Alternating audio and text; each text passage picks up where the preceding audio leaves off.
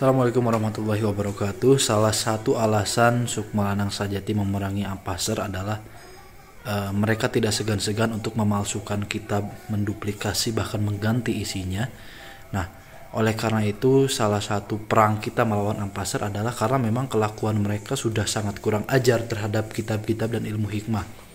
Nah, di video selanjutnya akan saya tunjukkan salah satu kelakuan dan perilaku busuk dari para Ampasar yang memang berani sekali untuk menduplikasi dan merubah-rubah kitab, ya. Nah, di video ini saya akan tunjukkan, nanti setelah video ini saya akan tunjukkan ada dua kitab, yaitu kitab Mujarobat Minal Khizanah Al-Maghribiyah karya Syekh Ibnu Haji Talamasani. Nah, di kitab itu saya punya yang aslinya kebetulan. Nah, ada Ampasar dari Indonesia yang sengaja memalsukan kitab tersebut. Nah, nanti setelah video ini saya tunjukkan ya, mana kitab palsu hasil buatan Ampasar, tukang dompleng, ahli hikmah abal-abal, dan kemudian mana kitab yang aslinya. Nah, untuk teman-teman yang mempelajari ilmu hikmah harap berhati-hati. Ya, harap berhati-hati. Karena saya begitu frontal, begitu keras memerangi mereka karena memang mereka kurang ajar.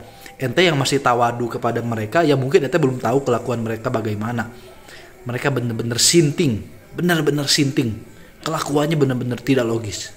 Ya, tidak logis sekali. Ganti-ganti nama kitab, ganti-ganti isinya, bahkan berani menduplikasi kitab. Itu kengerian mereka. Wah, benar-benar tidak habis pikir lah, tidak habis pikir kepada Ampasar ini. Mereka memang ekstrim. Perbuatannya ekstrim, terutama dalam mencari uang. Mereka tidak segan-segan untuk mengotak-atik kitab seenaknya. Silakan simak video berikut ini.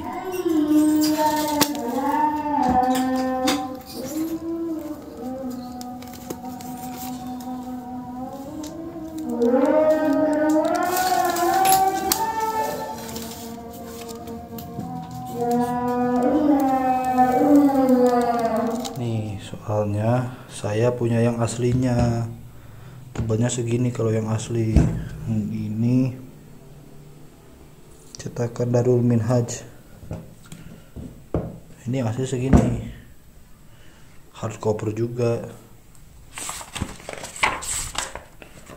Nih, ini yang asli. Rapi. Ini cetakannya rapi. Cetakannya rapi. Ada lisensi dari Darul Minhaj. Ini yang asli. Plus kalau yang asli nih, lihat agak timbul. Nih, kelihatan nggak? Si tulisannya itu agak-agak timbul. Mana ya? Coba deh saya gini. Tuh agak timbul tuh. Agak menonjol keluar. Nih. Agak timbul tuh. Lihat tuh. Ini yang kena cahaya putih nih, lihat. Tuh. Jadi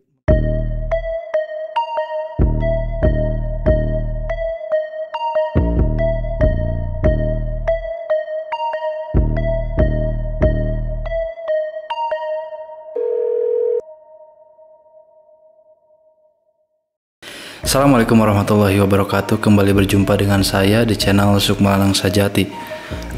Pada kesempatan kali ini saya akan membahas memperlihatkan bahwa adanya salah satu kitab ulama ahli hikmah yang dipalsukan oleh ahli hikmah abal-abal ini. Oke. Nah, itu merupakan salah satu dari sekian banyak perbuatan dan kejahatan mereka terhadap ilmu, ya. Itu merupakan bukti bahwa memang di dunia ahli hikmah ini tidak semuanya jujur. Nah, bukan hanya satu kitab, melainkan ada beberapa kitab yang mereka palsukan juga.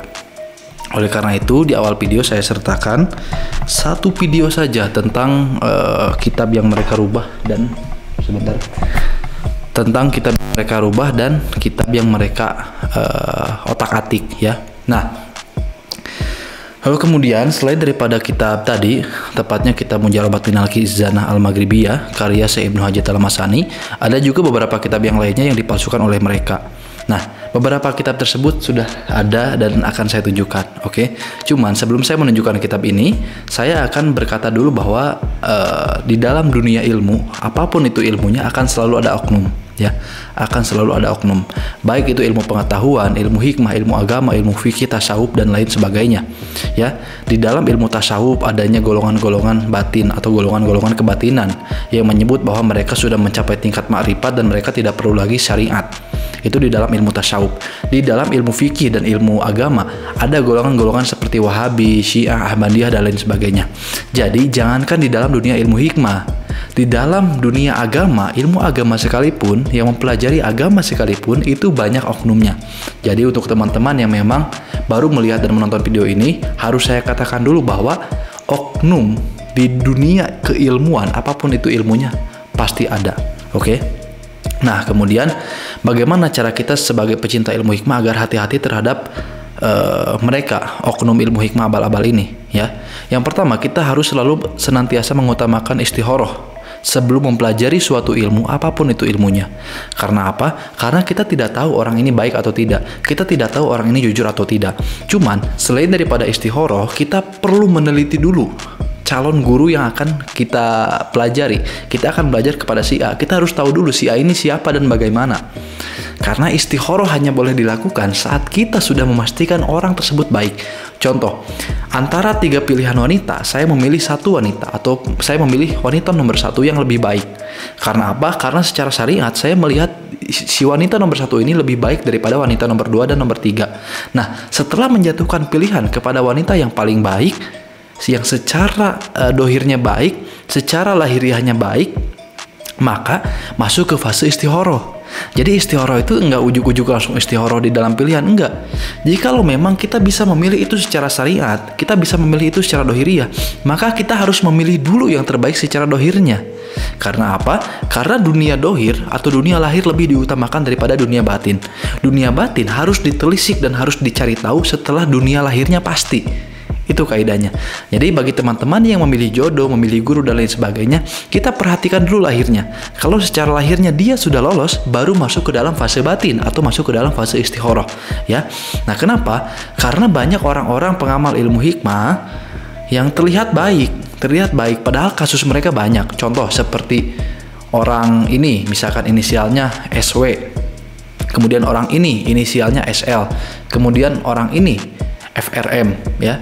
Mereka punya kasus menipu, mereka punya kasus tidak amanah dan hianat. Nah, orang-orang seperti ini kita harus berhati-hati kepada orang-orang seperti ini, karena seperti yang saya katakan bahwa di status Facebook saya, bahwa tabiat itu tidak bisa dirubah.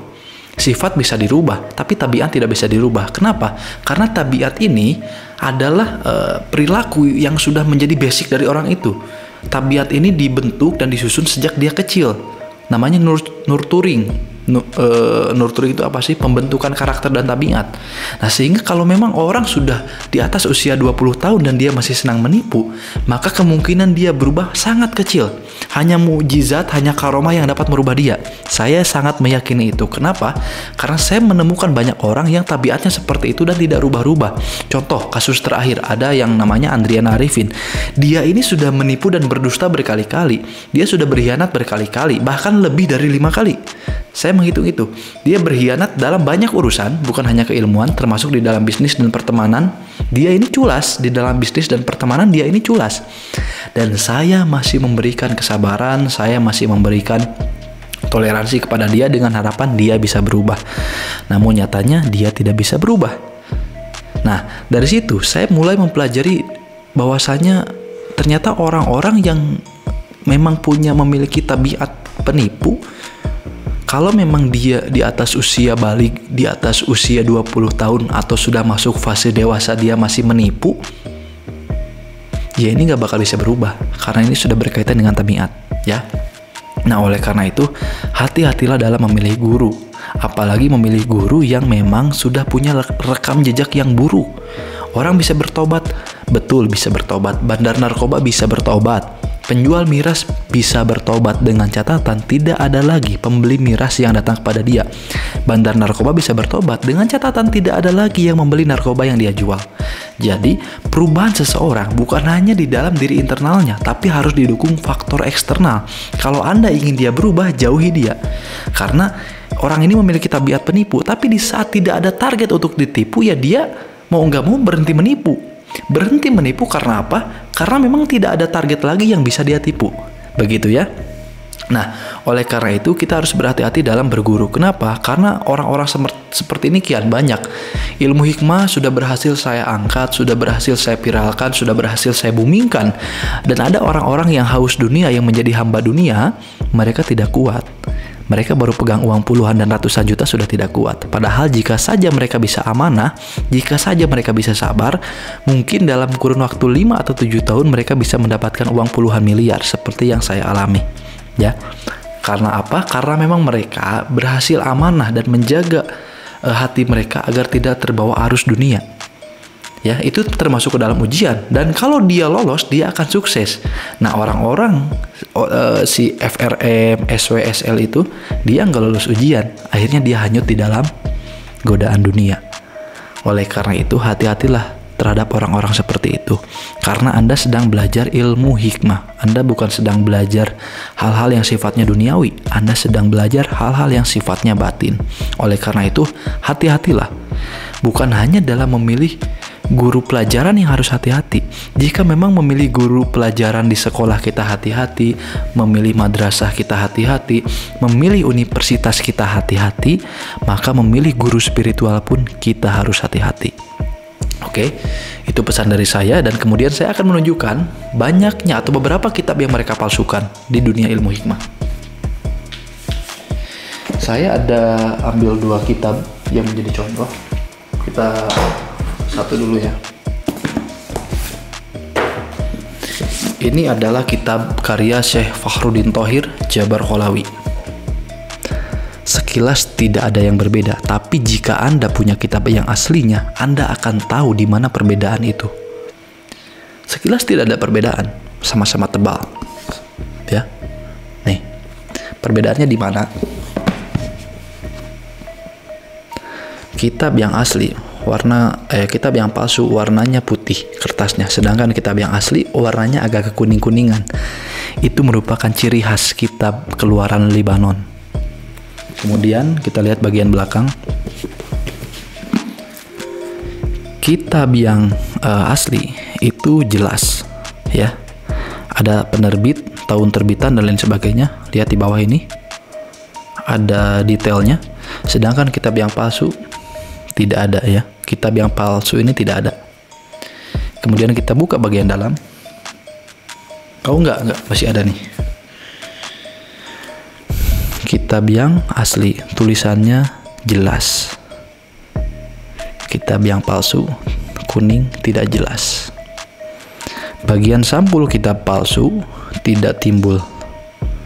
Nih, ini hanya percetakan murah. Sedangkan kitab yang asli timbul. Aduh, mana sih? Coba. Ini kitab yang asli. Bisa dilihat?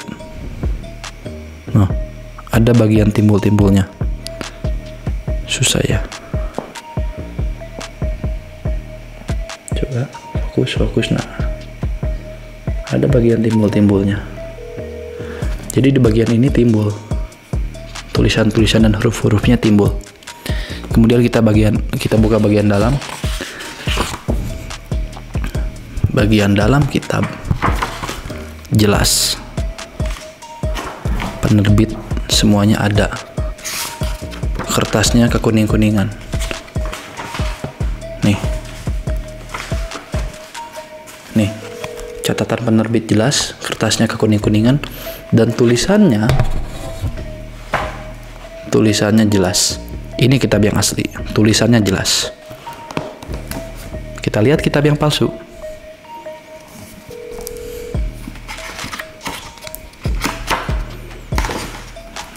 Kertasnya putih, tulisannya tidak jelas. Tidak ada penerbit di sini. Tidak ada detail penerbitan kitab, dan tulisannya tidak jelas. Tulisannya tidak jelas. Nih. Tulisannya tidak jelas ya. Itu kitab pertama, kita lanjut kitab berikutnya.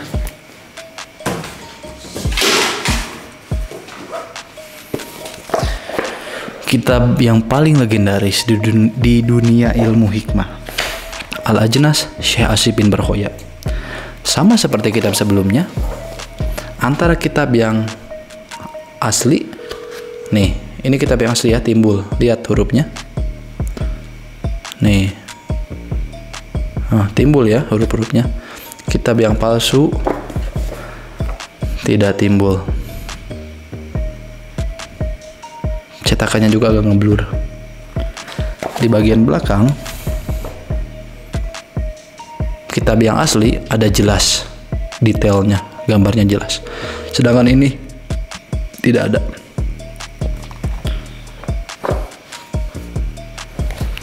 Lihat tulisan sampingnya,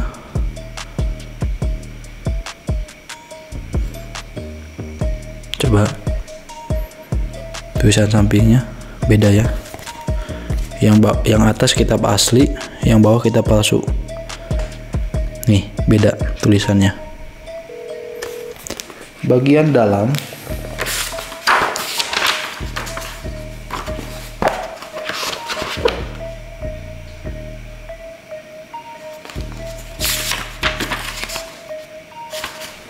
antara kitab asli dan kitab palsu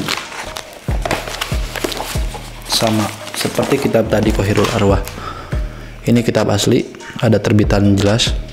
Nih. Kitab palsu tidak ada, langsung mukhodimah. Tulisan kitab palsu pecah, sedangkan kitab asli lebih jelas. Ini baru 2 kitab. Kenapa saya sebut baru 2 kitab? Karena masih banyak kitab yang palsu beredar di luar sana. Oke. Nah, masalahnya kitab-kitab ini ada sebagian yang tidak lengkap, ada sebagian isinya yang dirubah. Bahkan di dalam kitab Mujarabat Minal Khizanah Al-Maghribiyah itu dari tebal kitab 500 atau 600 lembar itu jadi 100 lembar. Gila enggak? Ini kitab aslinya Mujarabat Minal Khizanah Al-Maghribiyah. Ini kitab aslinya tebal. Nih. Kertasnya kuning, ciri khas kertas atau kitab keluaran Timur Tengah, utamanya Lebanon. Nih. Mukhodimah kitab, tulisannya jelas, kertasnya agak kekuning-kuningan. Nah, di dalam kitab palsu, kertasnya putih, tebalnya juga tipis ya. Maka dari itu hati-hatilah dalam memilih guru. Kenapa? Karena orang-orang ini akan mengeksploitasi uang-uang Anda, dia akan mengeksploitasi waktu Anda, bahkan mereka akan mengeksploitasi pikiran Anda. Oleh karena itu pesan saya, Anda sedang belajar untuk ruh Anda sedang belajar untuk diri Anda, lahir dan batin Anda, maka berhati-hatilah dalam memilih guru. Terutama jika memang sudah tahu orangnya berkasus, apalagi kasusnya penipuan, kedustaan, menipu murid, usul ulang dan lain sebagainya, seharusnya Anda lebih berhati-hati. Anda harus lebih berhati-hati. Kenapa? Orang ini sudah kasus loh. Dia sudah pernah licik loh. Dia sudah pernah culas. Masih mau percaya? Sekian. Wassalamualaikum warahmatullahi wabarakatuh.